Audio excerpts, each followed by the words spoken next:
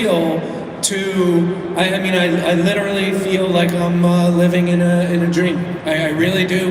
If I'm being honest, I cannot believe this room is this full. I literally was walking in, I was like, is McFarlane back on stage?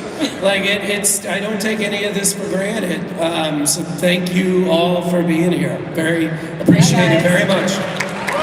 We're so excited to be back. And we've got so many exciting new toys, especially for my millennials out there. We're going to be really excited about some of these today. Oh man, but first, Volkwise, how do you even pick a toy that you're going to cover? It's a very interesting topic that I asked when I first met you way back in season 1. So the way we pick what we're going to cover is we have, the first thing is I call it the Mount Rushmore test. And basically, here's the best way I can explain the Mount Rushmore test.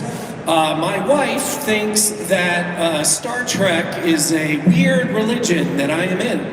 But the day I met her, she knew who Spock was. She could see a picture of Spock and say, that's Spock.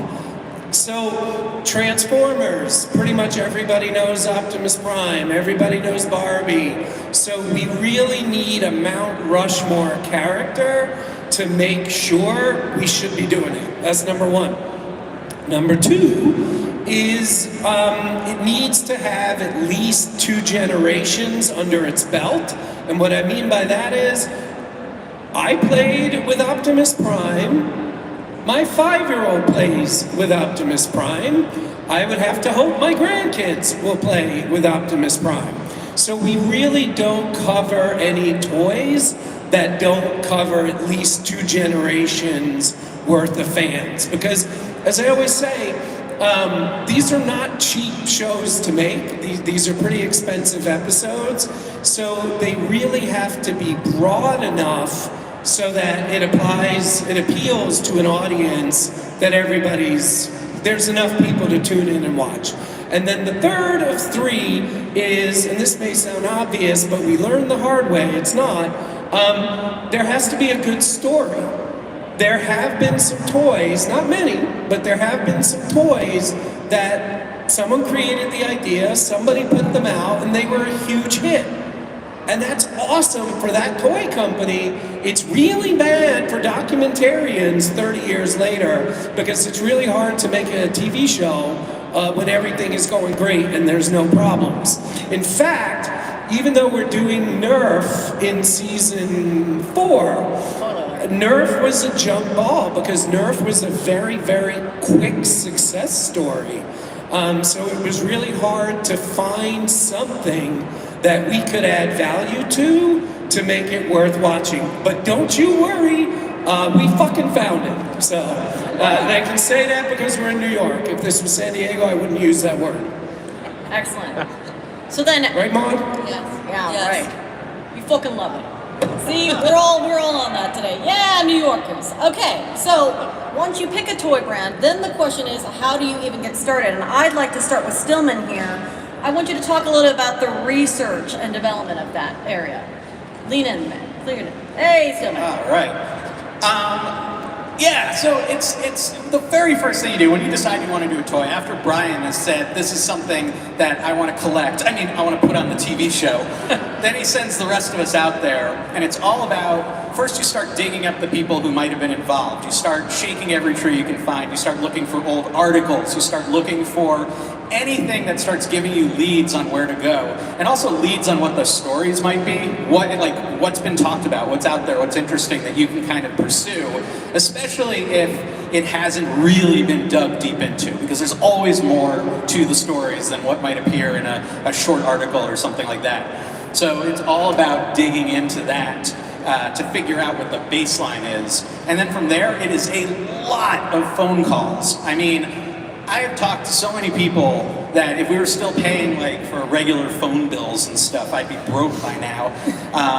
You make phone calls, you do interviews ahead of time, Zoom becomes your best friend, all these things to try and build up your stories, and then it's just a matter of figuring out who the important characters are, and what the important stories are, and how it all starts to tie together, and then you kind of start setting up interviews.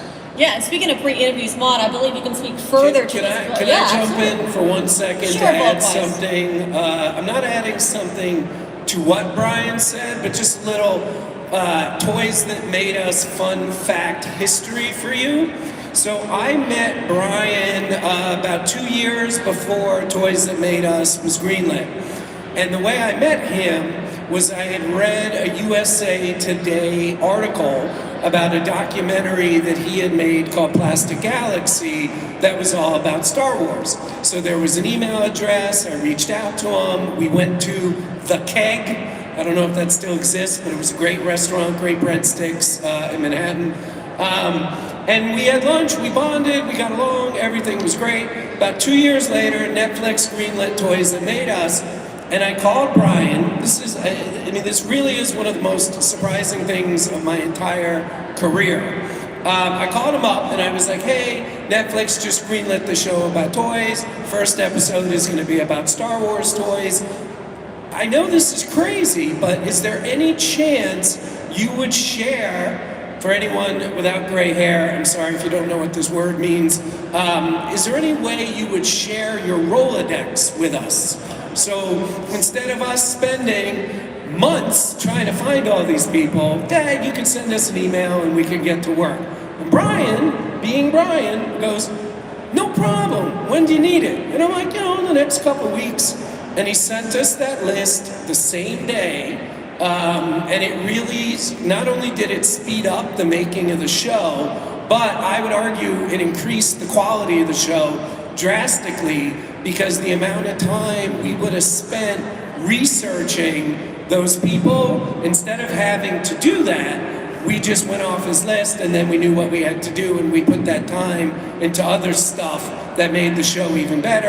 And then now we work with Brian all the time on pretty much every show we do, if it shoots in New York or wherever. So I just really wanted to give a shout out to Brian, because there are so many people over the last 7 or 8 years that have helped us out get where we are. Brian is one of those people, but Brian is actually one of, if not literally the first person to say, hey, let me help, that would lead to the Toys That Made Us. So I just, with all these people here, I just want to make sure he gets credit for that. Woo! Brian's loving Brian's. I just want to point out, that tells you how good a lunch the Keg used to have. Yeah, go to the Keg. It was great cheese sticks too. Sorry, Bevan. No, it's okay. Maud, I would love for you to jump in and talk a little bit about the pre-interview setups that you guys do as well. Sure. So once we figure out who might be integral to the toy line, we will set up a quick call just to get their basic role, see what they did with the toy, and how hopefully it'll fit into the whole puzzle of the line. Because most of these are multi-generational toys. There's going to be many kind of eras of each toy, and how will they help with that specific era and shed light on it. So once we do the pre-interview, we'll figure out if they're ready to make their way to the actual interview, which most of the time they are. And so, yeah, it's all about adding value, like Brian said. Sorry, Volkweis. That he said it's all about adding that value and bringing you the best story that we can, because some toys don't have a story, but most of the time they do, because it's all really passionate people making these products. Yeah, absolutely. And then when we get to the actual interviews, I'd like Adams over here to talk a little bit about that process as well. Yeah, so once we get them in the building, they're ours, you know what I mean? No, but seriously, these interviews can really last sometimes hours, up 3-4 hours. Peter Laird, 5.5 hours.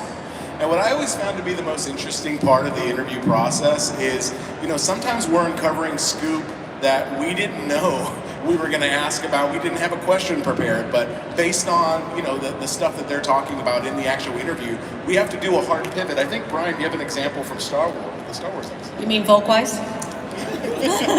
Guys, I'm helping you out here. Adams frequently talks in third person. That's right. So I was confused too.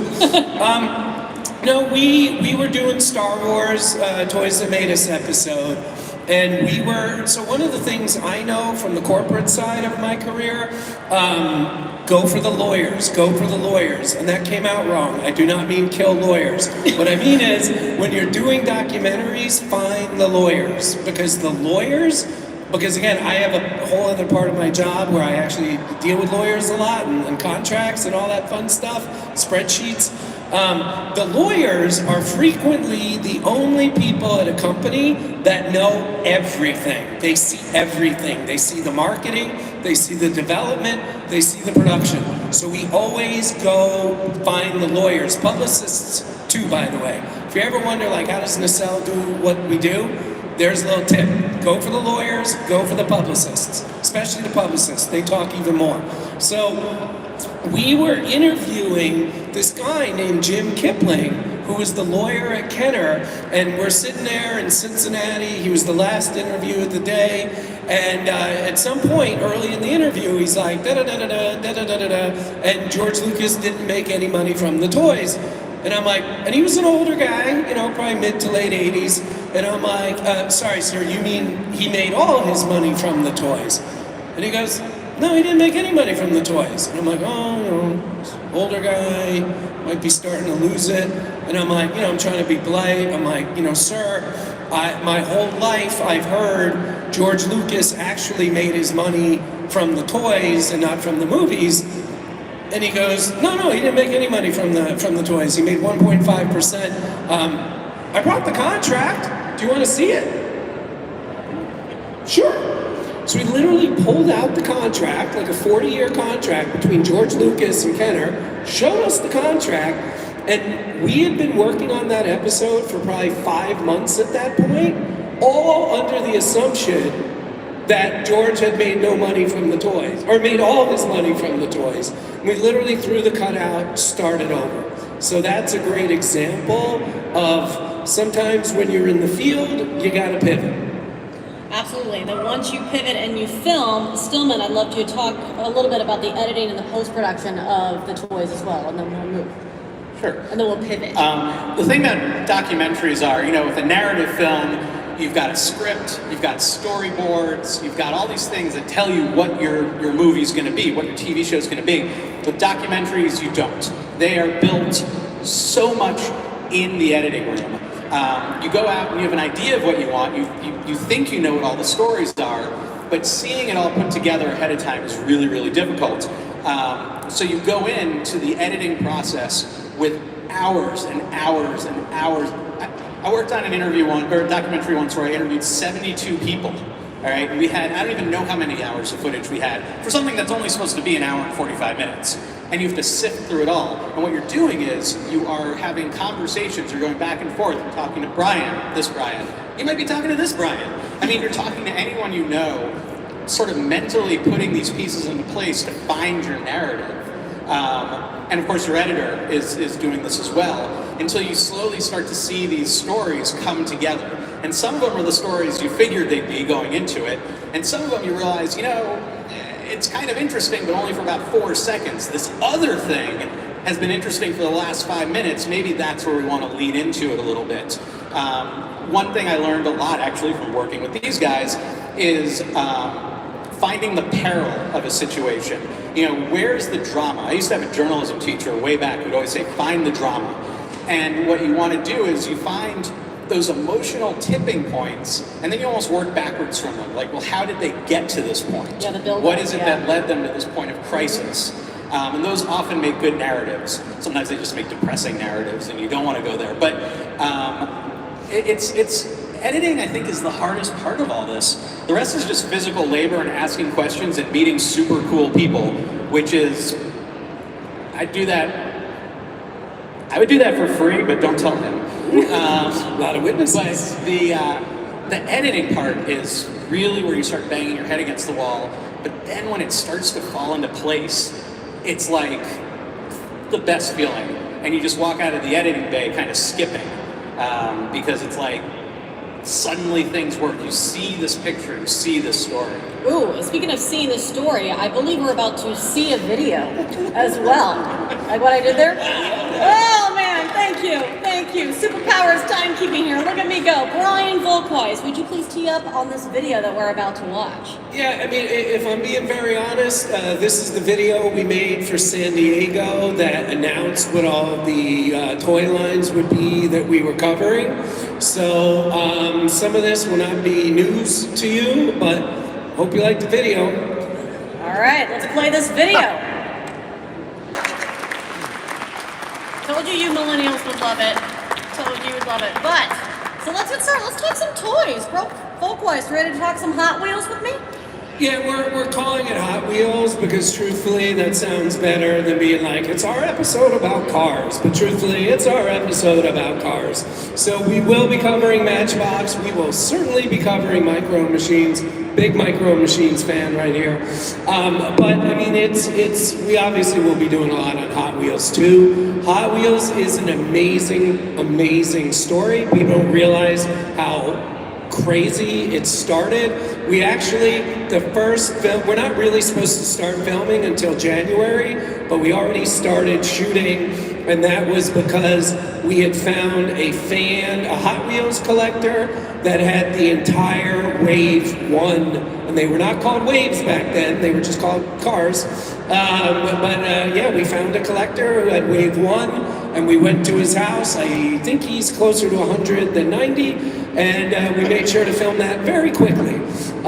So we can honestly tell you, and this is news today, filming has already begun on season 4. Season 4. Hot off the presses. Hot off the presses. Hot off the presses. Didn't know I'd be saying that today. I believe all of these Brians I have a little shouldn't bit of information on Hot Wheels. Well, Stillman, do you have a little tidbit? Oh, pass it on. Pass the mic down. Be good Brians to each other. Yeah, I mean, Hot Wheels, what I always found fascinating about Hot Wheels is there are these toys that I grew up on that are iconic, but that origin from Matchbox, that idea of Matchbox creating this tiny little toy line that exists literally to fill a matchbox to me, this obsession with tiny, small things, I think really comes through in all these car lines. You talk about Micro Machines, but compared to all the others, they're not all super micro. I mean, they're all tiny, which is weirdly sort of a theme this season. Yeah. Actually, unintentionally so.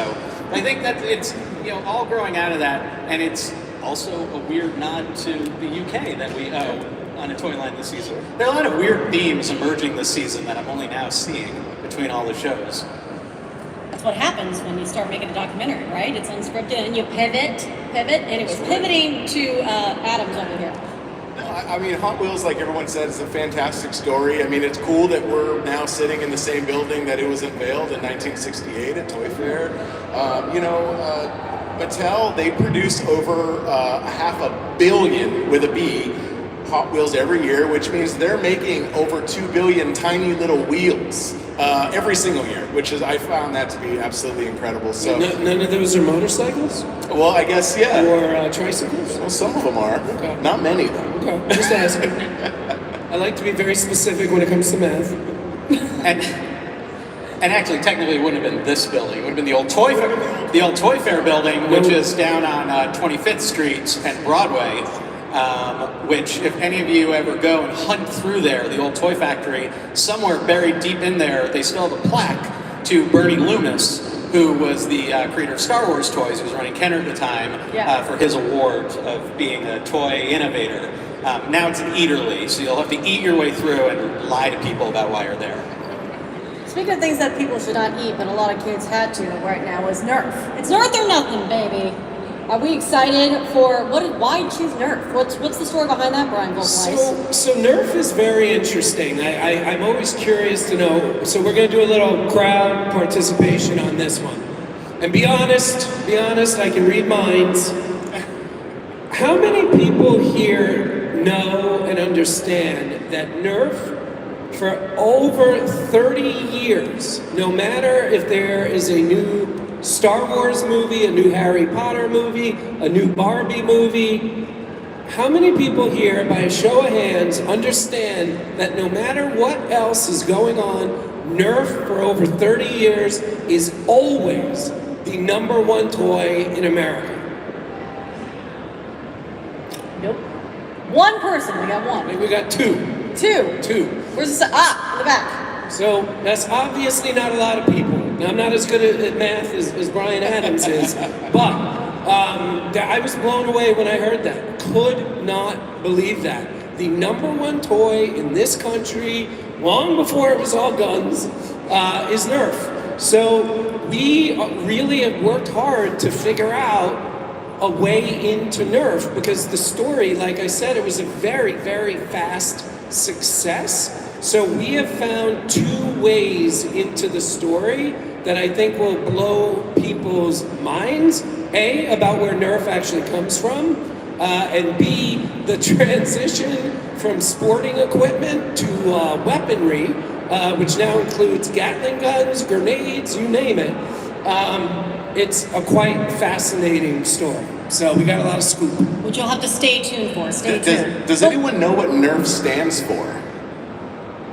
Wow. Okay, Adams, take it away. What does it stand for? Non-expanding recreational foam. Oh. Yeah.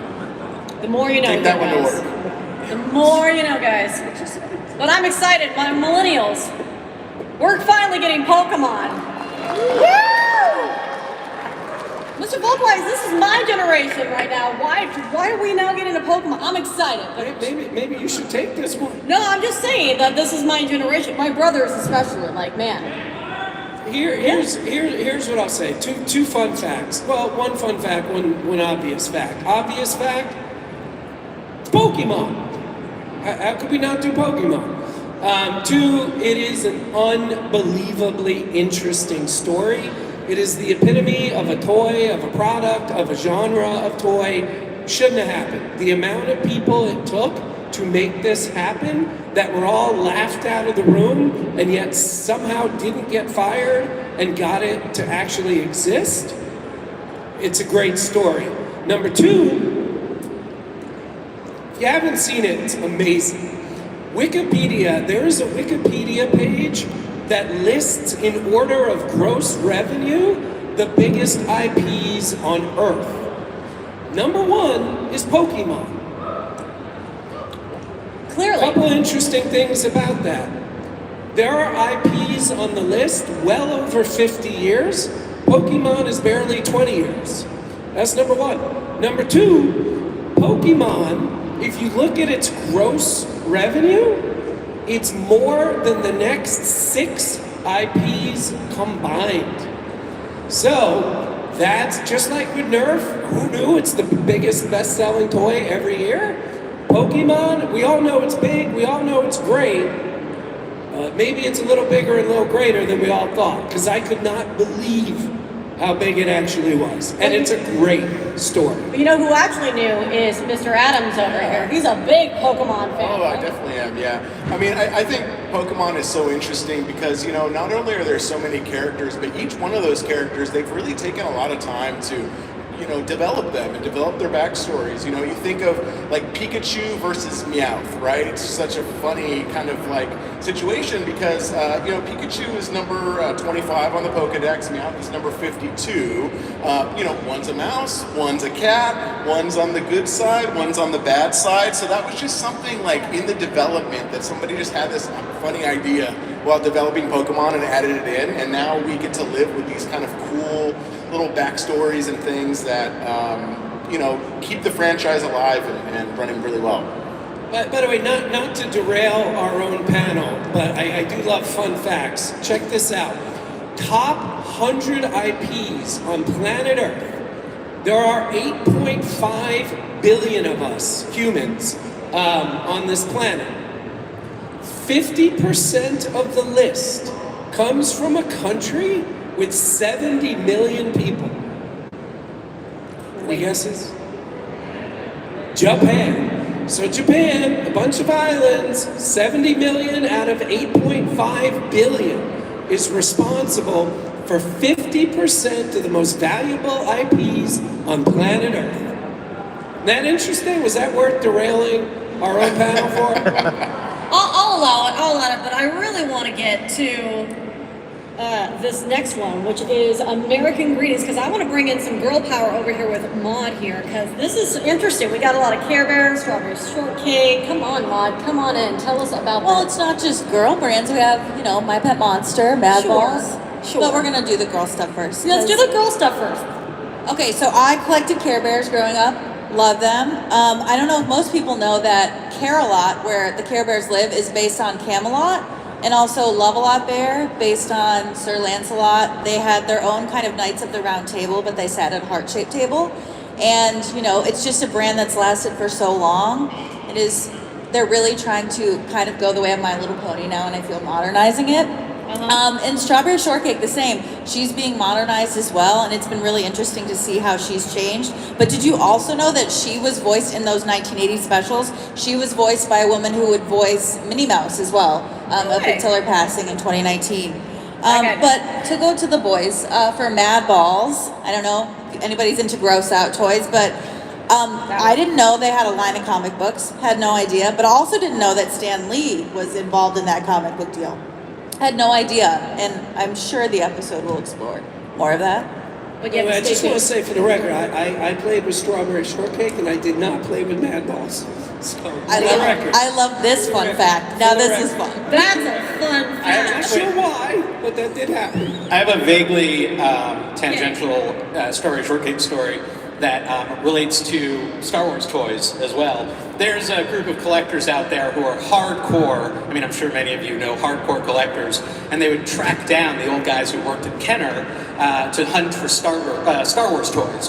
One day they found someone who worked on both Star Wars toys and they worked on Strawberry Shortcake toys, and he had a bin that had all the Star Wars toys in them. He pulls it out, but it also had all the Strawberry Shortcake toys. Now, for those of you who don't know much about Strawberry Shortcake, this toy smelled like strawberries. Kind of a chemically, kind of Hostess kind of strawberry, but still strawberry. And when they opened it, I was talking to these people, they said they spent the next 6 months airing out the Star Wars toys because they all smelled like Strawberry Shortcake toys. So, That's crossover. It's very exciting. It's very exciting. But don't worry, guys. We're going to move this right along because we want to get to your questions as well. So we're going to briefly touch about. We're going to do superheroes. I'm so excited. So when I first met Brian, I was interviewing him and I was trying to guess what toy lines were coming down. I was like, "Are you going to do Batman?" And he's like, "Oh, maybe. Stay tuned. Stay tuned." And That's now a good we're impression, finally getting it. We're finally going to get it. So I'm very excited. Why did it take so long for superheroes? You would think that'd be like one of the beginning ones you would have done. I mean, yeah, but I mean, it's a great point. It's a great question, but I mean, you could say that about, Pokemon. You could even say that about, like, when season 2 was announced for Toys That Made Us. Oh my God, you're not doing Turtles? You're not doing Power Rangers? I mean, unfortunately, we only make 4 per season, so I completely agree with you. By the way, if it were up to me, we would just be doing Batman, but apparently there's other superheroes, so we're doing more than Batman. But yeah. Did we also see a Joker in there? You're doing the villains too, as well. Yeah, it's pretty much superhero toys. Oh, Adam's supposed to say something. No, I was just going to say, Brian, what is that Jack Nicholson looking figure? Oh, good thing I didn't ask you to ask me that before the panel. So, what you may find is this is one of I got about 4,000 toys in my collection, probably over that by now. That is one of my favorite things I own.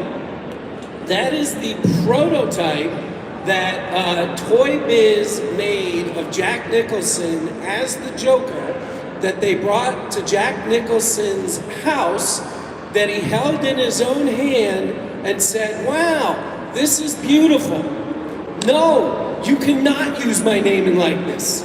So for anybody who has ever wondered why did the 89 Batman Joker not look like Jack Nicholson, that's why. But I feel someone all the way in the back is like, "Brian, can you tell us another fun fact?" And I'm like, "Yes, I would love to. It'd be my pleasure." Jack Nicholson, who said, "No, you cannot use my likeness," in his deal to play the Joker, got 11% of Batman.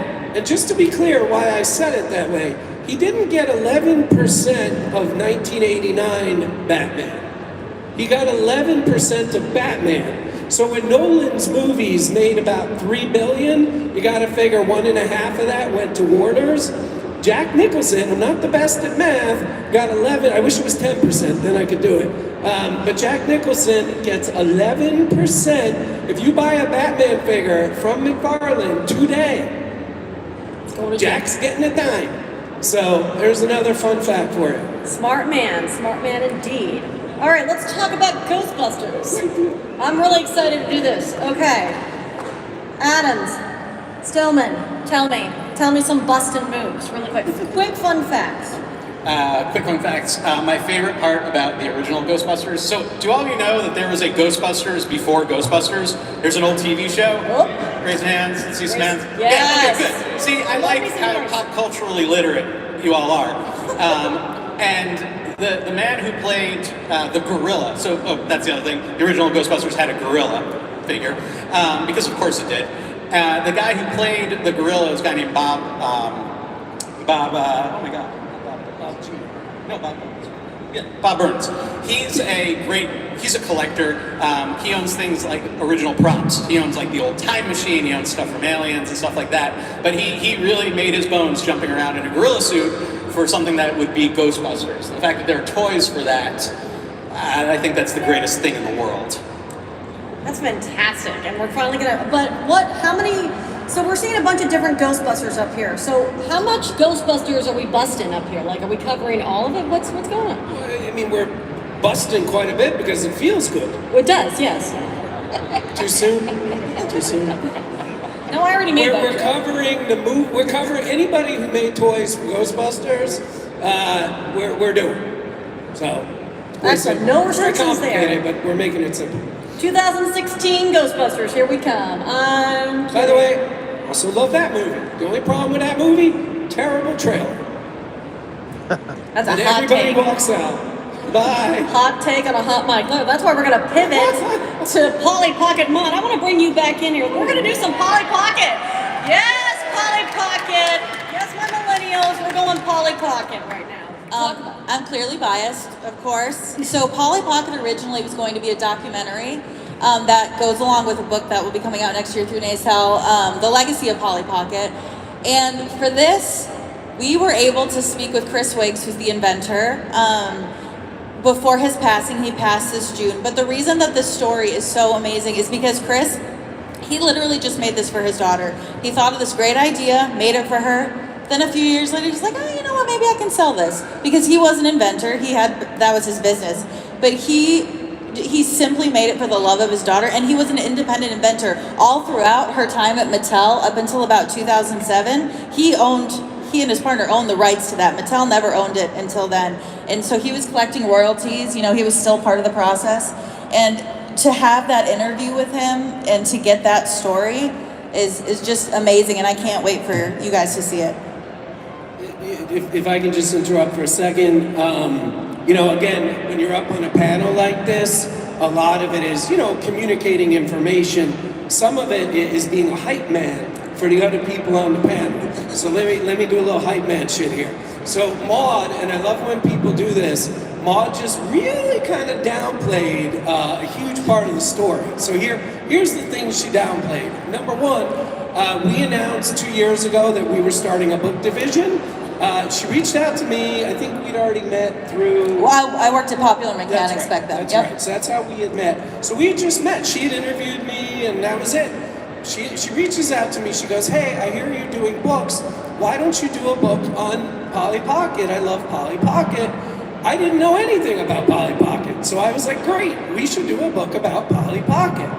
Then we did the deal. We started working, and I think you were like, we should do a documentary too to help sell the book, and everybody likes. Yeah, sure, that was my idea, 100%. Yeah, no, it was yours. Yeah. So then I was like, we should do a documentary, and you were like, sure, let's do a documentary. We brought in this gentleman here. So for over a year, we were making what was going to be a standalone documentary for Polly Pocket. Then we got the great news: there's going to be more toys that made us. Brian said to me, this is how big a genius I am, Brian said to me, why don't we do the Polly Pocket episode in Toys That Made Us? And I got very nervous. I loved the idea immediately, but I got very nervous. Maude had been working on this for well over a year, so I'm like, So we called her immediately. I love that idea, and that's why we're here today. If Maude had said she didn't like the idea, this would not be in this season. So, just you kind of went over very quickly. Well, we have a time schedule. Exclusively It is my responsible for superpower. this. So, want to make sure that got out there. But it was a really unique opportunity because of the book that I was writing. It was like Stillman with his Plastic Galaxy giving the contacts and creating that, groundwork that saved us so much time. So it was really, also full circle. This is, one of my dreams right now. So thank you for coming to witness it. Speaking of dreams, this is really exciting as well. I mean, look at me, guys. Look at me go. I am so excited about fast food toys. You guys see the Rugrats watches down in that corner? It's because of me. No, I'm kidding. It's not just because of me, but who collected the Rugrats watches? It's because of you. Woo! Yeah, like 5 of us. It's great. It's wonderful. It was a big deal when the Rugrats movie came out, and when the watches came out. Look, Maude has her watches. Yeah, it's great. It's brand new in box. New and oh man, don't say that to me. But this is really exciting because this has been part of all of our childhoods at this point, to have a Happy Meal and Toy Meal and all that stuff. So, Folkwise, please give us a quick rundown, tease it for us. What's going on? So even before Toys That Made Us, He's lost audio on this that I wanted to do. One was this, the other was the toys that should not have been made. Which, if you ever hear that we're making that episode, that means there will be no more episodes. That'll be the one we shut it down on. But I love fast food. As you can ask almost anybody I work with. He loves fast food. Yeah, I love fast food. I eat it very frequently. And I have an entire collection of fast food toys. And I was very nervous about this as an episode because it's different from anything we've ever done before. But after San Diego, when this actually got the best reaction, I felt a lot better about it. And one thing, fun fact, this will be my last fun fact. So do you see where it says fast food in red letters? If you see the T in fast up towards the top, do you see that kind of like chicken McNugget looking thing? Anybody know what that is? You with the hat, sir, with the shades. Yes, that is celebrating, and I always get the year wrong. Is it 25 years? That is 40 years in China of Chicken McNuggets and Tetris. So McDonald's in China gave those away to millions, maybe hundreds of millions, no in China, hundreds of millions of people. That is a Chicken McNugget Tetris handheld game. It's fascinating. I believe Adams wants to contribute to something before we move to the Q&A, which I will have a mic. Honestly, I'm just excited for this one too, as well as Brian. I collect a lot of fast food toys, and they were so accessible to most of us growing up, and some of us didn't grow up with money, and those were some of the only toys we were able to get. So the nostalgia to me is very powerful for toys like that. The memories are built in a little bit more than maybe something that you got at Toys R Us that maybe mom paid a little too much for. For some reason, these hold a really special place in a lot of our hearts. So, nothing as far as facts. Well, actually, I will say this. I thought it was very interesting. The first Happy Meal toys just came with wallets and stencils and tops and stuff like that. So I hope we cover that in the episode. The very first ones were, limited as far as toys. But you'll have to stay tuned because now is the time that we are going to let you guys look. This is all the toys that we're going to do for season 4 and season 5, and we want to get to your questions now. So think about it, because now it's time